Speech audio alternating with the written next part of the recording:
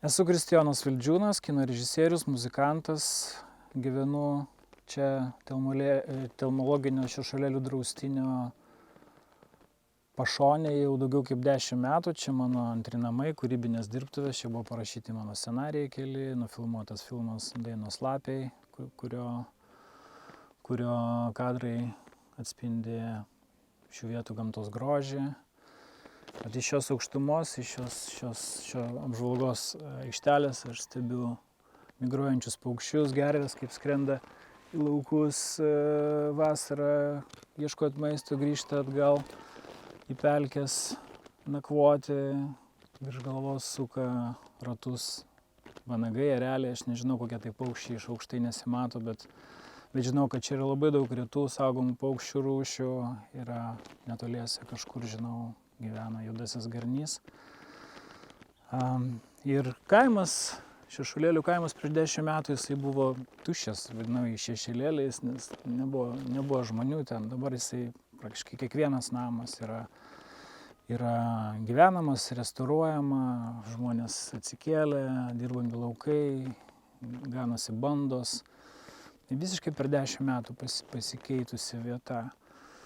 Į Telmologinį draustinį, kuris yra čia, vasaros mėnesiais, kai peri paukščiai, žmogui draudžiama įžengti, bet nedraudžiama statyti aplinkui 200 m 80 malūnus.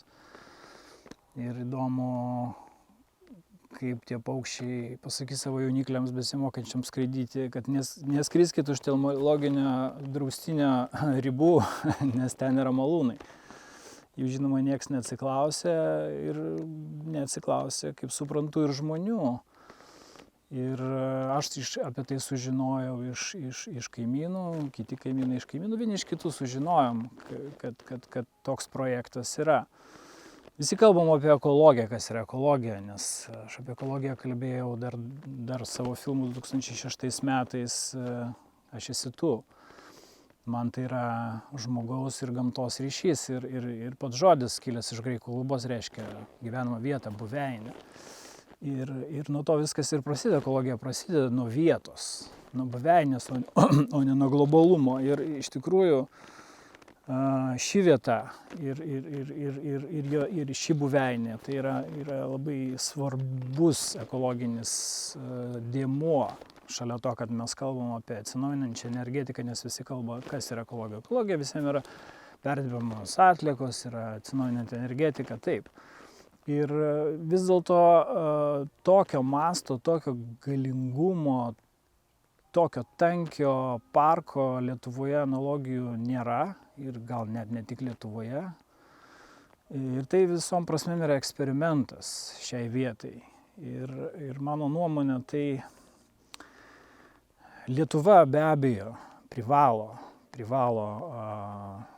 užsitikrinti energetinę nepriklausomybę, privalo gaminti žalią energiją.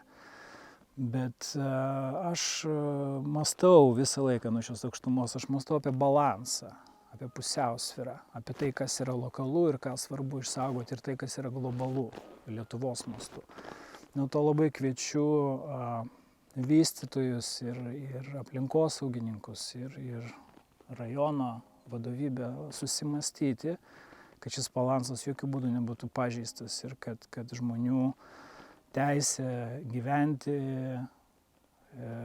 paukščių teisė perėti būtų užgarantuota ir kad žmonės būtų deramai informuoti ir kad vyktų dialogas ir tą garantuoja visos teisiniai